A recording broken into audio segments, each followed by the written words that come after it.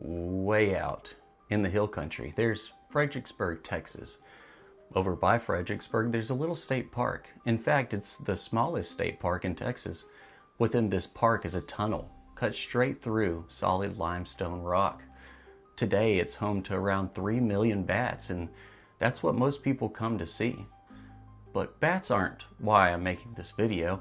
What we're diving into is its origin story, because I want to know why there's a random nearly 1,000-foot tunnel sitting out in the middle of nowhere, Texas. Well, you mean we weren't going to talk about bats? Swipe.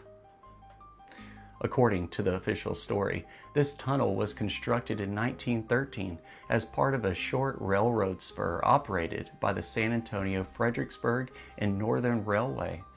This area is remote today, so just imagine how remote it was in 1913.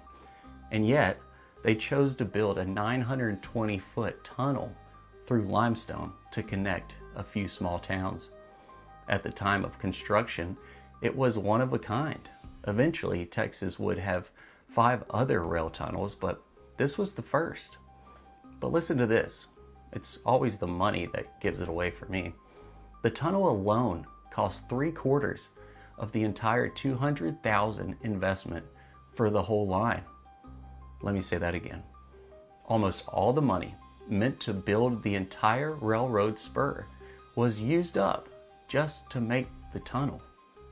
Estimates put the total cost of the project in the hundreds of thousands of dollars back then, which translates to millions today. So here's the question. Why would a small regional rail company pour that kind of money into such a limited stretch of track? This wasn't a major military or commercial route. It served just a few towns, and Fredericksburg at the time had a population of less than 3,000 people. There was no major mining, timber, or oil boom to justify it, much less a nearly 1,000-foot tunnel blasted into the unforgiving Texas rock. Unsurprisingly, the rail company ran into financial troubles fast. By 1917, just 4 years after the tunnel was finished, they sold the whole operation to Southern Pacific, who absorbed it into their Kerrville branch. Even they gave up on it. By 1942, the line was completely abandoned. So not even 30 years of use for all that effort. So what's the point of the video? Well, it's like many of my other ones I create. Why?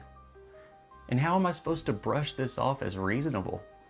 My practical Virgo mind is setting off all kinds of alarms. Was it a money laundering scheme? Did local landowners, the ones who sold the land to the railway company, walk away as the only ones who profited?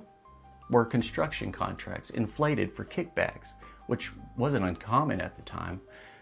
Maybe it was one of those things, or maybe it was all of the above. But here's what I think.